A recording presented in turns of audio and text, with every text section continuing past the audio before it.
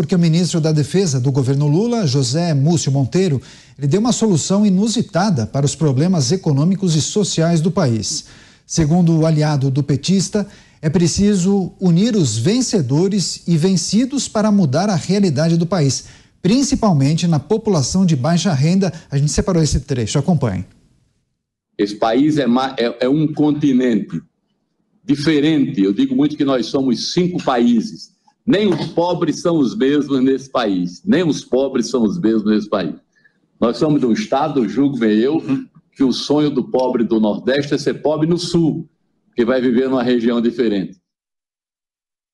Essas declarações foram dadas durante o painel Defesa Nacional, Presente e Futuro do Brasil, que foi realizado pelo Instituto para a Reforma das Relações entre Estado e Empresa. Vamos então a Brasília. Cláudio Dantas, queria a sua análise e sua avaliação. Eu vou abrir aspas para a fala do ministro da Defesa. Sonho do pobre do Nordeste é ser pobre no Sul. Que declaração infeliz, hein, Dantas? É totalmente infeliz. Eu entendo que o ministro queria dizer que é preciso unir um país dividido. Nós tivemos como resultado das eleições, o mapa eleitoral mostrou muito claramente esta divisão. Quando você tem várias regiões, praticamente todas as regiões votando no Bolsonaro e a região Nordeste ali votando no Lula. Então, assim, e aí, gente, entra, claro, naturalmente, uma série de embates que nós temos culturais, né? Nós já vimos até isso na cultura, né? A cultura pop, a cultura ali dos centros urbanos se chocando, entrando em embate com a cultura do centro do país, a cultura rural, né? Do agro, etc. Quem trabalha com intolerância acaba sofrendo com isso. Infelizmente, a nossa política ela está hoje marcada pela intolerância. E essa intolerância ela chega na sociedade, na ponta. Nós vimos aí pessoas brigando, discutindo em casa, entre parentes que não se falam mais, casais brigando, amigos que deixaram de ser amigos porque apoiaram este ou aquele candidato. Eu sempre falo aqui, essa discussão, aliás, é sempre bom a gente lembrar outra frase mal colocada do Rui Costa, que um dia desse falou sobre a ilha da fantasia, que seria Brasília, né? E eu tenho a minha perspectiva que é muito diferente. Eu digo que a ilha da fantasia é o poder. Porque quando você vê vamos dizer, essa rede de proteção, de benesses, da qual desfrutam quem está no poder, seja no nível municipal, estadual, no federal, você claramente percebe que essa ilha da fantasia é essa redoma que se cria entre o poder protegido e o resto da sociedade. Esta sociedade é a sociedade que paga a conta desta ilha de poder. Infelizmente, a sociedade não tem consciência muito clara disso. Então, ela acha que porque ela defende um lado do espectro político, ou outro lado, ou o meio, seja lá o que for, que ela acha que defendendo isso, que ela vai ser menos penalizada. Só que ela permanece sendo penalizada. Por quê? Porque quando ela se dá conta de que ela banca e que ela não recebe de volta nada, ela banca essa festa e não recebe nada de volta, ela passa a cobrar das autoridades, especialmente daquelas que são eleitas ou indicadas pelos eleitos, essa entrega, a prestação, a accountability, transparência, prestação do serviço, bons serviços, saúde, educação, infraestrutura. E aí ela deixa de ser a militante e passa a ser um cidadão. É preciso que o cidadão desperte, que a cidadania ela seja despertada em cada cidadão, para que ele deixe de ser uma massa de manobra. Político deve ser cobrado, seja ele quem for, qual for, de qualquer espectro. Porque se o sujeito fica lá, é meu ídolo, fica naquela idolatria imbecil, o ídolo pisa na cabeça do eleitor, pisa na cabeça do cidadão, vira as costas para ele, quando depois que é eleito, e depois ele fica sofrendo, chorando as mágoas e tendo que pagar com a riqueza que ele produz, com o seu trabalho, com o suor do seu trabalho, esta festa que a gente vê. Claro que existem políticos que defendem justamente a moralidade, a transparência, o enxugamento dessa máquina. Esses é que a gente precisa ter muito claro e apoiar, mas cobrar sempre. É nesses que você precisa votar, mas você precisa cobrar deles. E não achar que virando as costas, depois botou o dedinho na urna e virou as costas, que vai dar certo. Por quê? Porque o poder corrompe. Essa redoma, esse sistema, essa ilha da fantasia, ela tem uma mágica, ela tem ela tem ali um feitiço, e quem vai para dentro dessa redoma sofre se não for muito resistente, se não tiver uma moral, se não tiver um caráter muito definido, suas convicções muito definidas, ela acaba se dobrando a esse sistema e vira as costas, mais uma vez, para o eleitor. Então, é isso, essa é a questão. É preciso despertar, cobrar o político e ser um cidadão ativo. Agora, Cristiano Beraldo chamou a atenção que tem um veículo muito popular no Nordeste que publicou justamente esse trecho do vídeo do ministro da Defesa. E muitos comentários, muitas críticas a essa declaração do ministro da Defesa, José Múcio Monteiro. Vou destacar duas mensagens. Pobre senhor ministro José Múcio, ou melhor, os pobres, senhor ministro, não devem estar gostando nada dos gastos exacerbados que o presidente Lula está fazendo.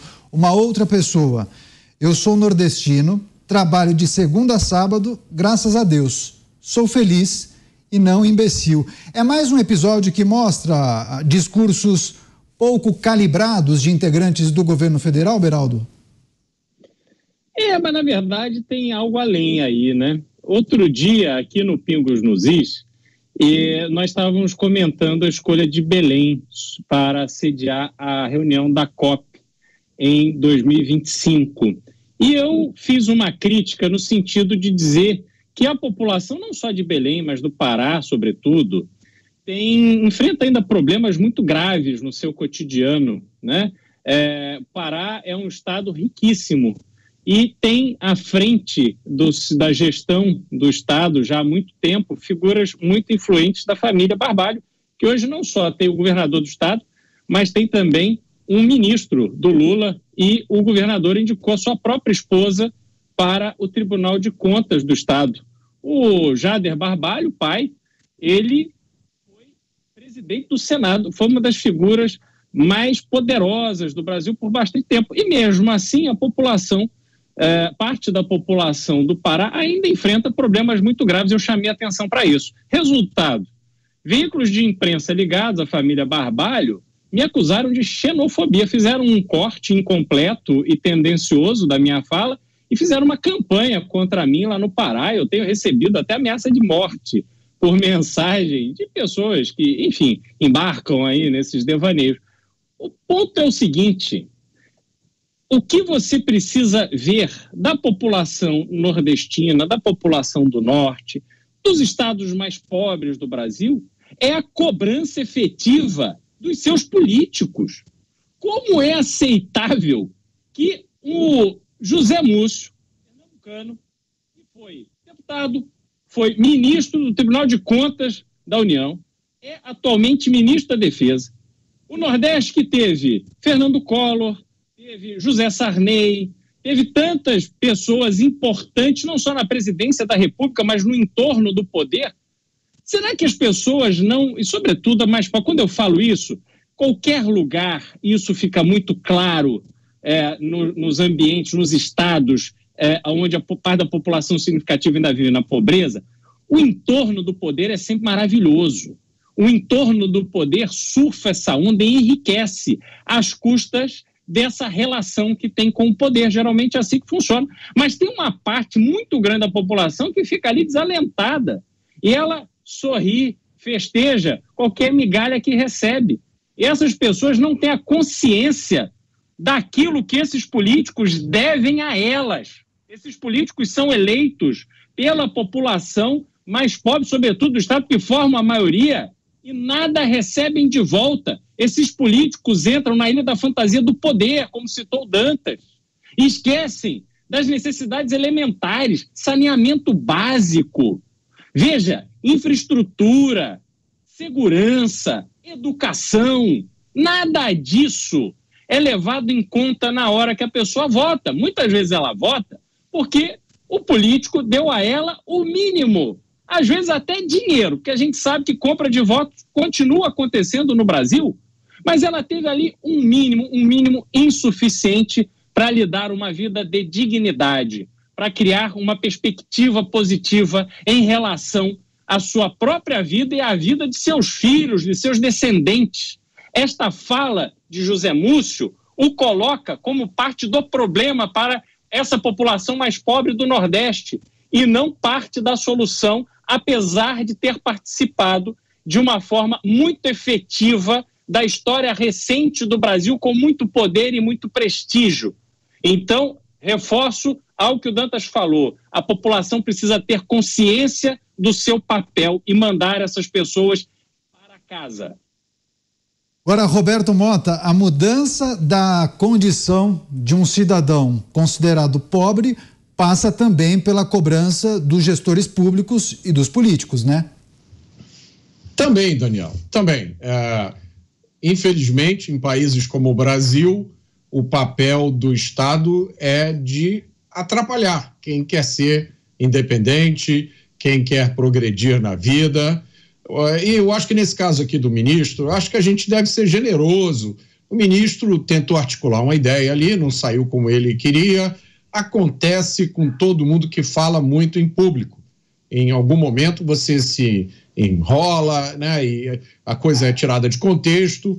Agora, o que eu gostaria de acrescentar à fala do ministro é o seguinte: o sonho do pobre é deixar de ser pobre. Esse é o sonho de todo mundo que luta para sobreviver, né? Todo mundo que tem família, que luta com as contas no final do mês, que precisa mudar para um bairro mais seguro, que quer dar uma educação de melhor qualidade para os seus filhos, que quer poder pagar um plano de saúde, né? O sonho do pobre é se tornar classe média. Esse é o sonho do pobre. E qual é o sonho da classe média? O sonho da classe média é poder viver com um pouco mais de segurança e estabilidade. São 3 palavras que resumem o sonho do brasileiro. É alguma prosperidade, segurança e estabilidade. Eu nunca esqueço, há muito tempo atrás, eu fiz um post nas redes sociais reclamando, porque aqui em casa quem faz compra de supermercado sou eu, tá? E eu fui no mercado e sempre há um trabalho, é cansativo. E eu fiz um post reclamando disso. E uma senhora, comentando o meu post, me disse o seguinte: pois eu vejo, eu tinha colocado uma foto dos carrinhos de supermercado cheios de compras, pensando no trabalho que eu ia ter de chegar em casa, arrumar aquilo tudo, e ela disse: olha, para mim, felicidade é ter a geladeira cheia, os boletos pagos e as crianças em casa. E aquilo me fez refletir, né? São as coisas básicas que são os componentes da nossa felicidade: prosperidade, segurança, estabilidade. Saber que a gente vai acordar amanhã e ninguém aprovou uma lei, uma medida provisória maluca que muda toda a nossa vida. Mas antes que o brasileiro consiga conquistar essas 3 coisas, ele precisa se livrar de um peso que todos nós carregamos nas costas. O nome desse peso é Estado. O Estado toma quase a metade de tudo o que o brasileiro produz. Pensem nisso. Nós, todos nós, sem exceção, trabalhamos quase metade do ano só para pagar os impostos. impostos que estão embutidos em tudo aquilo que a gente consome. Basta um conhecimento superficial da história brasileira, principalmente da história política, para a gente se dar conta que o maior responsável pelo atraso, pela pobreza e pela insegurança do cidadão brasileiro é o próprio Estado. E eu vou explicar para vocês como é fácil comprovar isso. Eu tive essa experiência. Eu tive a oportunidade de morar há alguns anos fora do Brasil. E eu observei o seguinte: a esmagadora maioria dos brasileiros que saem do Brasil e vão para um país onde o Estado é menos parasita, onde existe mais liberdade, a esmagadora maioria dos brasileiros prospera. Eu vi isso nos Estados Unidos. Eu não conheci nenhum brasileiro que tivesse ido para os Estados Unidos e tivesse fracassado, tivesse se dado mal. Pelo contrário, todos os imigrantes brasileiros que eu conheci nos Estados Unidos, e prestem atenção nisso, mesmo aqueles que trabalham nas funções mais humildes, como faxineiro, como porteiro, como entregador de comida, mesmo eles conseguiram um padrão de vida confortável de classe média. O Estado brasileiro é que impede o cidadão brasileiro de atingir o seu objetivo. O Estado brasileiro, ele quebra a sua perna, depois ele te vende uma muleta que foi paga com o seu próprio dinheiro. E aí ele quer a sua gratidão em troca e o seu voto.